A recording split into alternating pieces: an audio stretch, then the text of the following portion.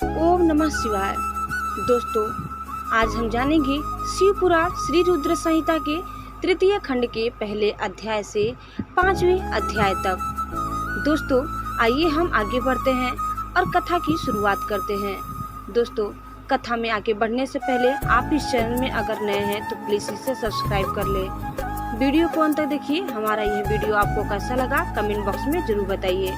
तो दोस्तों, आइए हम आगे बढ़ते हैं और जानते हैं श्री रुद्र संहिता के तृतीय खंड के पहले अध्याय से। नारद जी ने पूछा, हे पितामह, अपने पिता दक्ष के यज्ञ में अपने शरीर का त्याग करने के बाद जगदम्बा सती देवी कैसे हिमालय की पुत्री के रूप में जन्मी? उन्होंने किस प्रकार महादेव जी को पुनः पति रूप में प्राप्त किया? हे प्रभु, मुझ पर कृपा कर मेरे इन प्रश्नों के उत्तर देकर मेरी जिज्ञासा शांत कीजिए। ब्रह्मा जी उत्तर देते हुए बोले, हे मुनि श्रेष्ठ नारद, उत्तर दिशा की ओर हिमवान नामक विशाल पर्वत है। यह पर्वत तेजस्वी और समृद्ध है तथा दो रूपों में प्रसिद्ध है। पहला अस्थावर और दूसरा जंगम। उस पर्वत पर रत्नों की खान है। इस पर्वत के पूर्वी और पश्चिमी भाग समुद्र से लगे हुए हैं। हिमवान पर्वत पर अनेक प्रकार के जीव जंतु निर्भय होकर निवास करते हैं। हिम के विशाल भंडार पर्वत की ओर शोभा बढ़ाते हैं। अनेक देवता, ऋषि मुनि और सिद्ध पुरुष उस पर्वत पर निवास करते हैं। हिमवान पर्वत पवित्र और पावन है। अनेक ज्ञानियों और साधु संतों की तपस्या इस स्थान पर सफल हुई है। भगवान शिव को यह पर्वत अत्यंत प्रिय है, क्योंकि इस पर प्रकृति का हर रंग देखने को मिलता है। एक बार की बात है, गिरिवर हिमवान ने अपने कुल की परंपरा को आगे बढ़ाने तथा धर्म की वृद्धि कर अपने पितरों को संतुष्ट करने के लिए विवाह करने के विषय में सोचा। जब हिमवान ने विवाह करने का पूरा मन बना लिया, तब वे देवताओं के पास गए और उन देवताओं से बड़े संकोच के साथ अपने विवाह करने की इच्छा जताई। तब देवता प्रसन्न होकर अपने पितरों के पास गए और प्रणाम कर एक ओर खड़े हो गए। तब पितरों ने देवताओं के आने का कारण पूछा। इस पर देवताओं ने कहा, हे पितरों, आपकी सबसे बड़ी पुत्री मैना मंगल स्वरूपिणी है। आप मैना का विवाह गिरिराज हिमवान से कर दे। इस विवाह से सभी लोग को लाभ होगा, सबका मंगल होगा तथा साथ ही हमारे कुल में जन्मी इन कन्याओं में से कम एक तो शाप मुक्त हो जाएगी। तब पितरों ने थोड़ा विचार करने के बाद इस विवाह की स्वीकृति प्रदान कर दी। पितरों ने प्रसन्नता पूर्वक बहुत बड़ा उत्सव रचाया और अपनी पुत्री मैना के साथ हिमवान का विवाह कर दिया। विवाह उत्सव में श्री हरि विष्णु सहित सभी देवी देवताएं सम्मिलित हुए थे। विवाह उपरांत सभी देवता प्रसन्नता पूर्वक अपने अपने लोक को चले गए। हिमवान भी मैना के साथ अपने लोक को प्रस्थान कर गए। दोस्तों, श्री रुद्र संहिता के तृतीय खंड के दूसरा अध्याय। नारद जी बोले, हे पितामह, अब आप मैना की उत्पत्ति के बारे में बताइए। साथ ही कन्याओं को दिए शाप के बारे में मुझे बताकर मेरी शंका का समाधान कीजिए। नारद जी के ये प्रश्न सुनकर ब्रह्मा जी मुस्कुराए और बोले, हे नारद, मेरे पुत्र दक्ष की 60,000 पुत्रियां हुई, जिनका विवाह कश्यप आदि महर्षियों से हुआ। उनमें स्वधा नाम वाली कन्या का विवाह पितरों के साथ हुआ था। उनकी 3 पुत्रियां हुई। वे बड़ी सौभाग्यशाली और साक्षात धर्म की मूर्ति थी।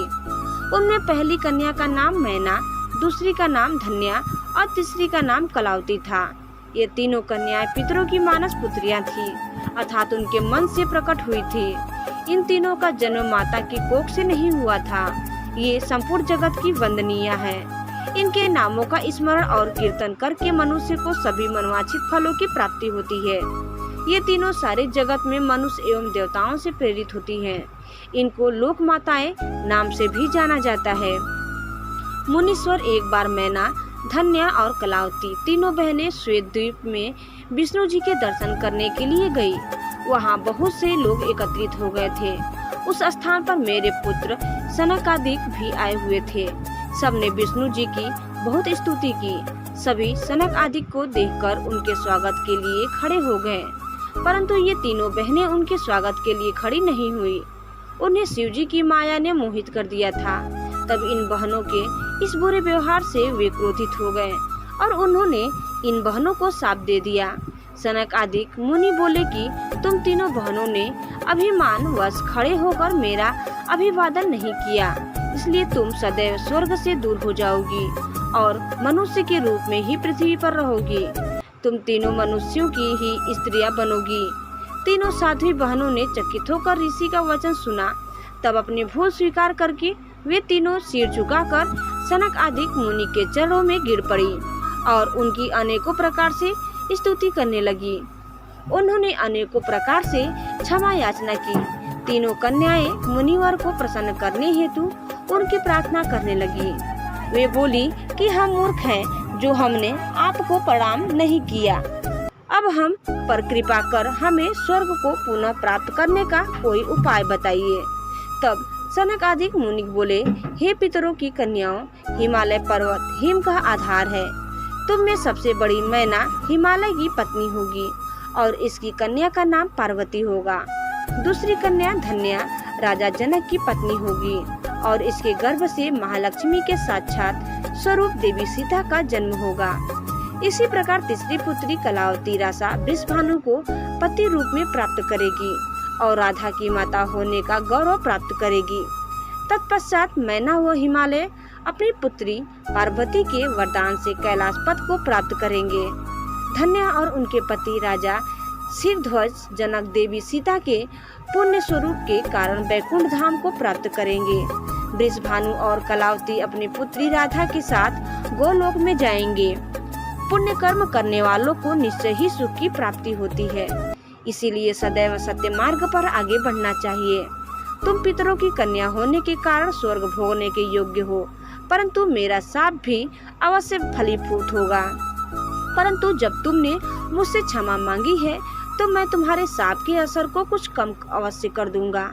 धरती पर अवतीर्ण होने के पश्चात तुम साधारण मनुष्यों की भांति ही रहोगी, परंतु विवाह के पश्चात जब तुम्हें संतान की प्राप्ति हो जाएगी और तुम्हारी कन्याओं को यथा योग्य वर मिल जाएंगे और उनका विवाह हो जाएगा, अर्थात तुम अपनी सभी जिम्मेदारियों को पूर्ण कर लोगी, तब भगवान श्री हरि विष्णु के दर्शनों से तुम्हारा कल्याण हो जाएगा। मैना की पुत्री पार्वती कठिन तप के द्वारा शिव की प्राण वल्लभा बनेगी। धन्या की पुत्री सीता दशरथ नंदन श्री रामचंद्र जी को पति रूप में प्राप्त करेंगी। कलावती की पुत्री राधा श्री कृष्ण के स्नेह में बंधकर उनकी प्रिया बनेगी। यह कहकर मुनि सनक आदि वहां से अंतर्ध्यान हो गए। तत्पश्चात पितरों की तीनों कन्याएं शाप से मुक्त होकर अपने धाम को चली गई। दोस्तों, श्री रुद्र संहिता के तृतीय खंड का तीसरा अध्याय। नारद जी बोले, हे ब्रह्मा जी, हे महामते, आपने अपने श्रीमुख से मैना के पूर्व जन्म की कथा कही, जो कि अद्भुत व अलौकिक थी। भगवान, आप अब मुझे यह बताइए कि पार्वती जी मैना से कैसे उत्पन्न हुई और उन्होंने त्रिलोकीनाथ भगवान शिव को किस प्रकार पति रूप में प्राप्त किया। ब्रह्मा जी बोले, हे नारद, मैना और हिमवान के विवाह पर बहुत उत्सव मनाया गया। विवाह के पश्चात वे दोनों अपने घर पहुँचे। तब हिमालय और मैना सुखपूर्वक अपने घर में निवास करने लगे। तब श्री हरि अन्य देवताओं को अपने साथ लेकर हिमालय के पास गए। सब देवताओं को अपने राज दरबार में आया देखकर हिमालय बहुत प्रसन्न हुए। उन्होंने सभी देवताओं को प्रणाम कर उनकी स्तुति की। वे भक्ति भाव से उनका आदर सत्कार करने लगे। वे देवताओं की सेवा करके अपने को धन्य मान रहे थे। मुनि हिमालय दोनों हाथ जोड़कर उनके सामने खड़े हो गए और बोले, भगवान, आप सबको एक साथ अपने घर आया देखकर मैं प्रसन्न हूँ। सच कहूँ तो आज मेरा जीवन सफल हो गया है। आज मैं धन्य हो गया हूँ। मेरा राज्य और मेरा पूरा कुल आपके दर्शन मात्र से ही धन्य हो गया। आज मेरा तप, ज्ञान और सभी कार्य सफल हो गए हैं। भगवान, आप मुझे अपना सेवक समझे और मुझे आज्ञा दे कि मैं आपकी क्या सेवा करूं। मुझे बताइए कि मेरे योग्य क्या सेवा है। गिरिराज हिमालय के ये वचन सुनकर देवतागण प्रसन्नता पूर्वक बोले, हे हिमालय, हे गिरिराज, देवी जगदम्बा उमा ही प्रजापति दक्ष के यहाँ उनकी कन्या सती के रूप में प्रकट हुई। घोर तपस्या करने के बाद उन्होंने शिव जी के पति रूप में प्राप्त किया, परंतु अपने पिता दक्ष के यज्ञ में वे अपने पति का अपमान सह न सकी और उन्होंने योगाग्नि में अपना शरीर भस्म कर दिया। यह सारी कथा तो आप भी जानते ही हैं। अब देवी जगदम्बा पुनः धरती पर अवतरित होकर शिव जी की अर्धांगिनी बनना चाहती है। हे हिमालय, हम सभी यह चाहते हैं कि देवी सती पुनः आपके घर में अवतरित हो। श्री विष्णु जी की यह बात सुनकर हिमालय बहुत प्रसन्न हुए और आदर पूर्वक बोले, भगवान, यह मेरे लिए बड़े सौभाग्य की बात है कि देवी मेरे घर आंगन को पवित्र करने के लिए मेरी पुत्री के रूप में प्रकट होंगी। तब हिमालय अपनी पत्नी के साथ और देवताओं को लेकर देवी जगदम्बा की शरण में गए। उन्होंने देवी का स्मरण किया और श्रद्धा पूर्वक उनकी स्तुति करने लगे। देवता बोले, हे जगदम्बे, हे उमे, हे शिवलोक में निवास करने वाली देवी, हे दुर्गे, हे महेश्वरी, हम सब आपको भक्ति पूर्वक नमस्कार करते हैं। आप परम कल्याणकारी है। आप पावन और शक्ति शांति स्वरूप आदि शक्ति है। आप ही परम ज्ञानमयी प्रिय शिव प्रिया जगदम्बा है। आप इस संसार में हर जगह व्याप्त है। सूर्य की तेजस्वी किरण आप ही हैं। आप ही अपने तेज से इस संसार को प्रकाशित करती है। आप ही जगत का पालन करती है। आप ही गायत्री, सावित्री और सरस्वती हैं। आप धर्म स्वरूपा और वेदों की ज्ञाता हैं। आप ही व्यास और आप ही तृप्ति है। आपकी पुण्य भक्ति भक्तों को निर्मल आनंद प्रदान करती है। आप ही पुण्य आत्माओं के घर में लक्ष्मी के रूप में और पापियों के घर में दरिद्रता और निर्धनता बनकर निवास करती हैं। आपके दर्शनों से शांति प्राप्त होती है। आप ही प्राणियों का पोषण करती है तथा पंचभूतों के सार तत्वों से तत्व स्वरूपा है। आप ही नीति है और सामवेद की गीति है। आप ही ऋग्वेद और अथर्ववेद की गति है।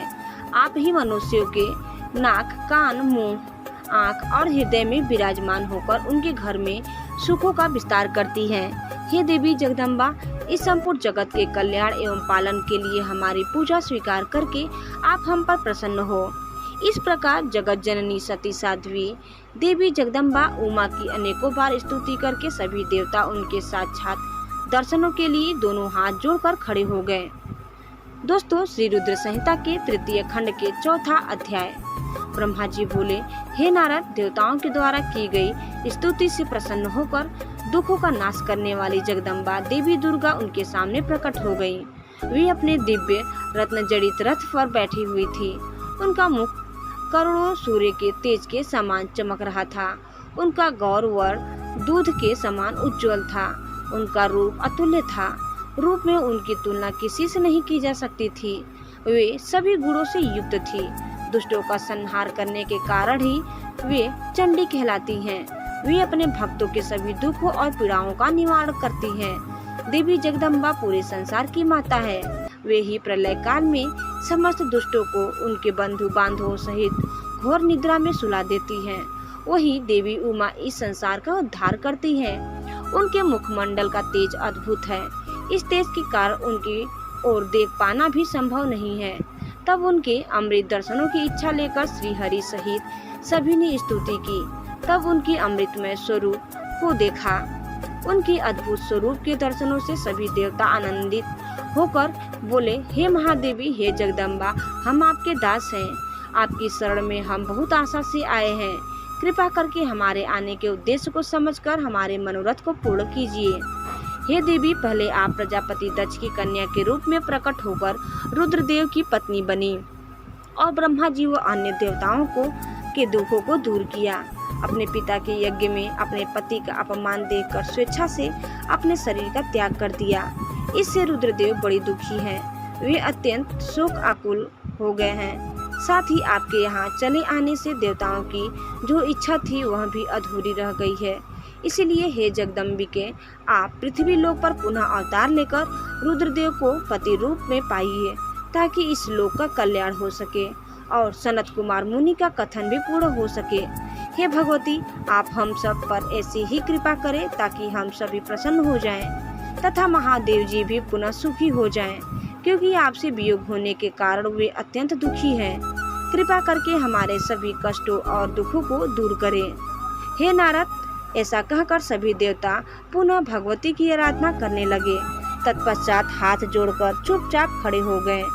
तब उनकी अनन्य स्तुति से देवी उमा को बहुत प्रसन्नता हुई।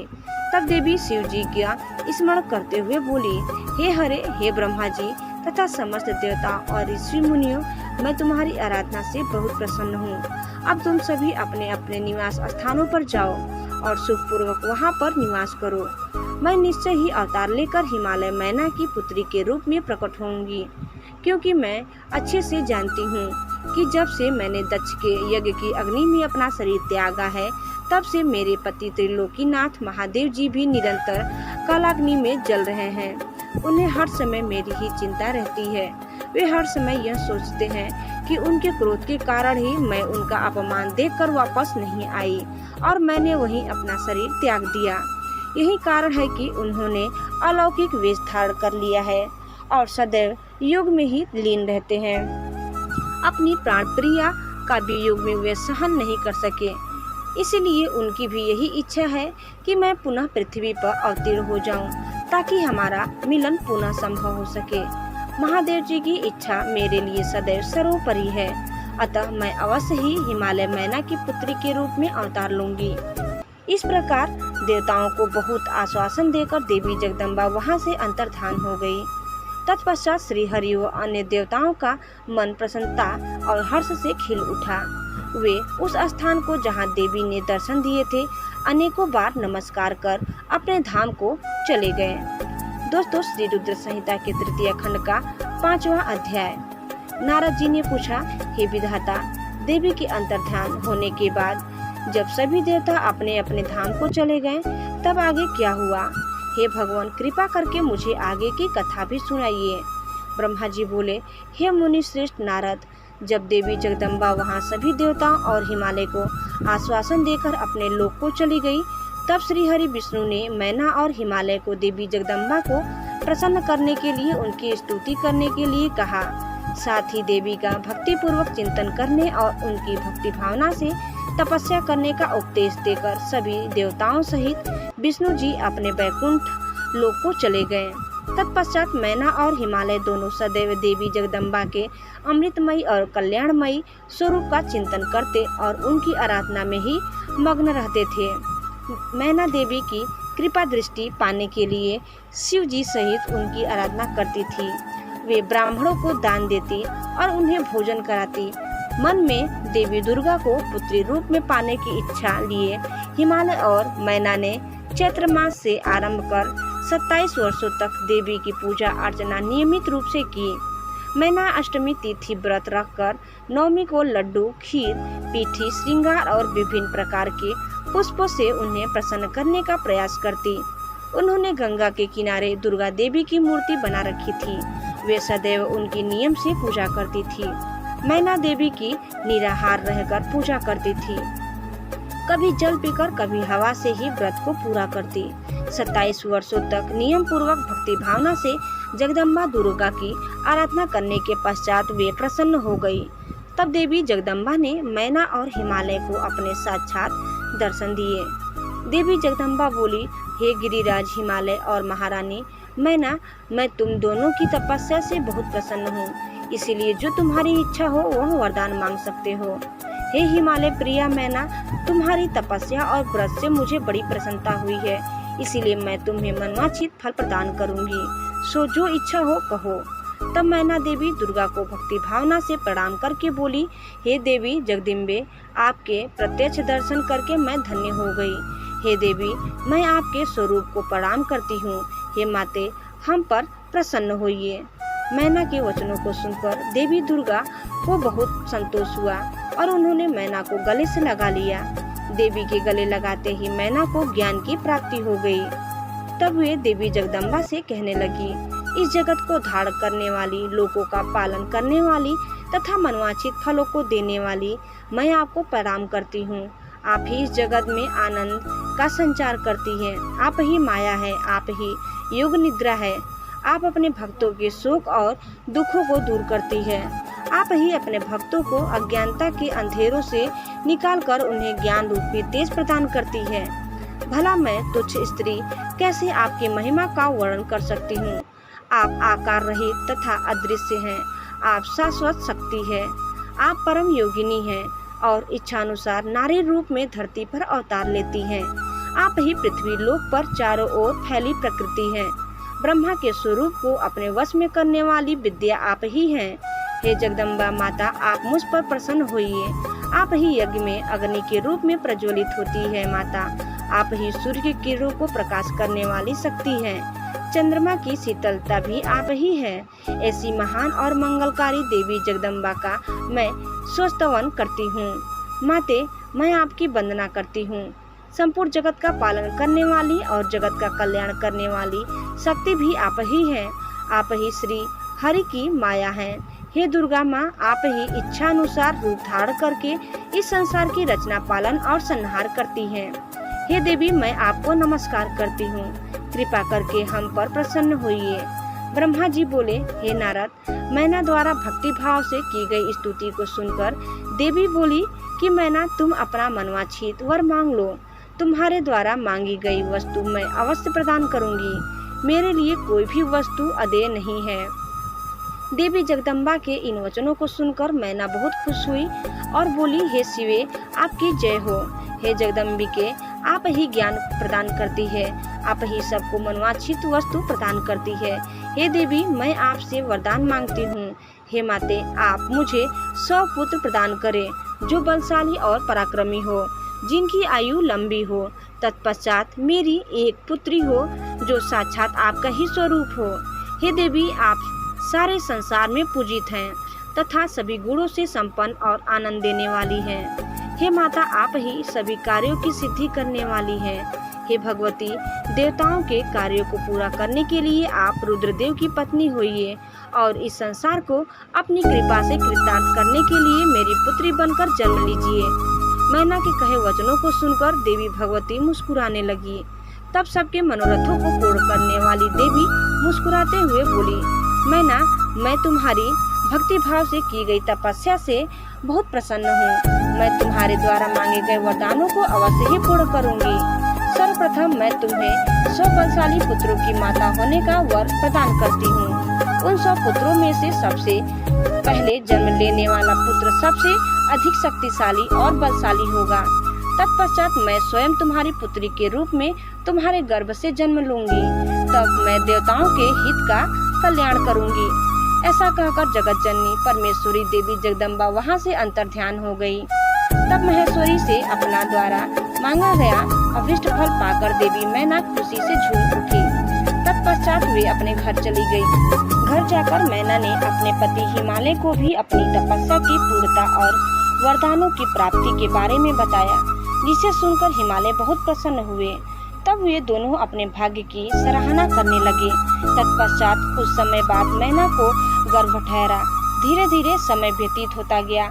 समय पूर्ण होने पर मैना ने एक पुत्र को जन्म दिया, जिसका नाम मैनाक रखा गया। पुत्र प्राप्ति की सूचना मिलने पर हिमालय हर्ष से उद्वेलित हो गए और उन्होंने अपने नगर में बहुत बड़ा उत्सव किया। इसके बाद हिमालय के यहाँ 99 और पुत्रों ने जन्म लिया। 100 पुत्रों में मैनाक सबसे बड़ा और बलशाली था। उसका विवाह नाग कन्याओं से हुआ। जब इंद्रदेव पर्वतों पर क्रोध करके उनके पंखों को काटने लगे तो मैनाक समुद्र की शरण में चला गया। उस समय पवन देव ने इस कार्य में मैनाक की सहायता की। वहाँ उसकी समुद्र से मित्रता हो गई। मैनाक पर्वत ही अपने बाद प्रकटे सभी पर्वतों में पर्वतराज कहलाए। तो दोस्तों, आज यह कथा हम यही समाप्त करते हैं। आगे मिलते हैं दूसरी वीडियो में दूसरी कथा के साथ। तब तक के लिए धन्यवाद। ओम नमः शिवाय। हर हर महादेव।